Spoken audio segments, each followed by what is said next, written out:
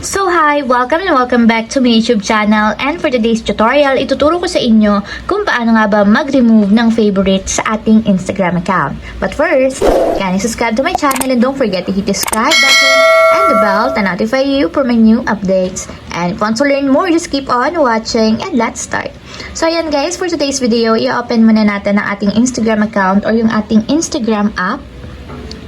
And then, pagka-open guys, pumunta muna tayo sa pinakang homepage or timeline ng ating Instagram. So, dito guys, sa Instagram, kung makikita nyo, may 3 horizontal lines na dito sa upper right corner. So, ang gagawin lang natin is i-tap natin. And automatic, mapupunta tayo sa settings and activity ng ating Instagram. So, i-scroll up lang natin guys. And then, tigil tayo dito sa what you see. So, hanapin nyo lang yung favorites, then tap nyo lang yung favorites.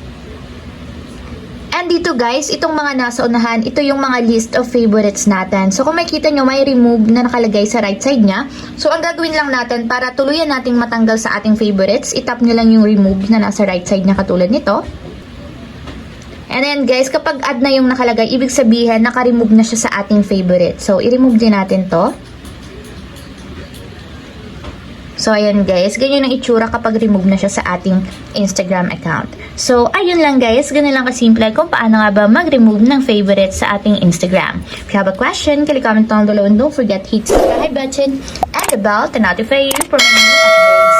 And thank you for watching!